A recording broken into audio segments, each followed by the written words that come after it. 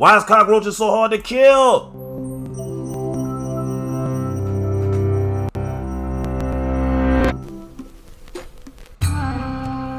In the Egyptian Book of the Dead, there's a banishment spell that declares, "Be far from me, O vile cockroach." More than 3,000 years later, we're still trying to oust these insects. But from poison traps to hastily brandished slippers, cockroaches seem to weather just about everything you throw at them. True, but it look like you spraying that on your slipper. Why you got your...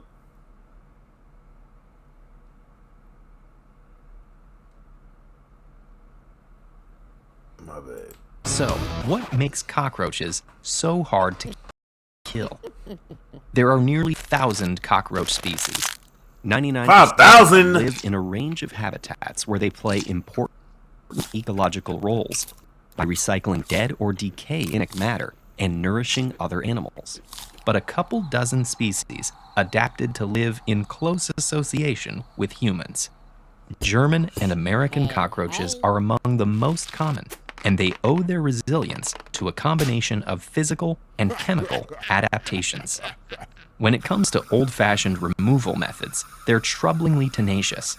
An American cockroach's sensory hairs or structures pick up subtle air currents and rapidly send signals to its central nervous system. The roach can then turn and sprint away within a few milliseconds, and it's among the fastest invertebrates ever recorded, reaching speeds of up to 50 body lengths per second. This would be the human equivalent of running more than 300 kilometers per hour. And finding a hiding place is no problem. With a flexible body, an American cockroach can squeeze into spaces less than a quarter of its height. Even if we do land a hit, it can withstand compressive forces of up to 900 times its own weight by distributing the impact along its body. And the cockroach's toughness doesn't end there.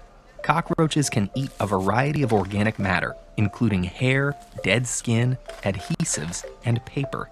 This is made possible by an expansive set of digestive enzymes.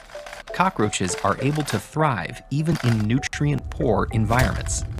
Roaches often eat decaying foods that are low in nitrogen, an essential component of DNA and protein, but they survive by storing nitrogen-containing wastes in their bodies and having a resident group of bacteria recycle the nitrogen into useful molecules for them. Meanwhile, German cockroaches will eat their own poop, vomit, and dead or dying colony members without hesitation. An American cockroach will frolic in sewers, consuming excrement and toting microbes like Staphylococcus aureus and E. coli. So, roaches just don't give a fuck, basically. They just don't give a fuck. They just don't give a fuck, no. We are screwed, my nigga. We are screwed, gang. What do you mean? Ew, they eat anything. They own people. But they'll rarely suffer any consequences. Spray not gonna kill them. Stepping on them ain't gonna kill them. Chemicals ain't gonna kill them. This is because they're equipped with genes that provide immunity against numerous pathogens. They got superhuman immunity. These genes are often duplicated many times over. So ×5. When infected, cockroaches' immune system efficiently unleash any antimicrobial molecules. Cockroaches also have a slew of defenses against pesticides. When a non-resistant roach walks on a surface that's been sprayed with a pyrethroid insecticide, for example, the results will likely be fatal.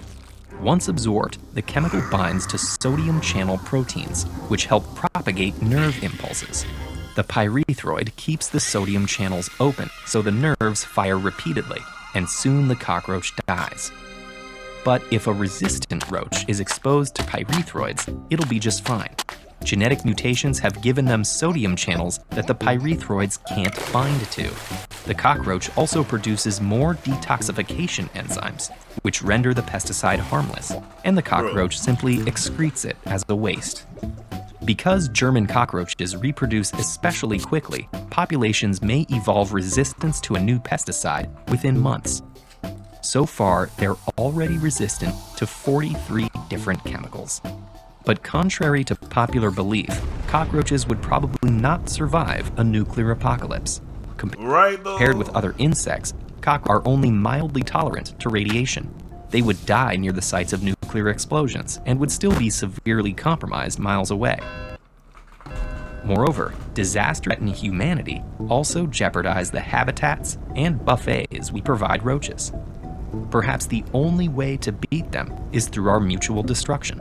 Or maybe cockroaches would find even more surprising ways to thrive long after we're gone.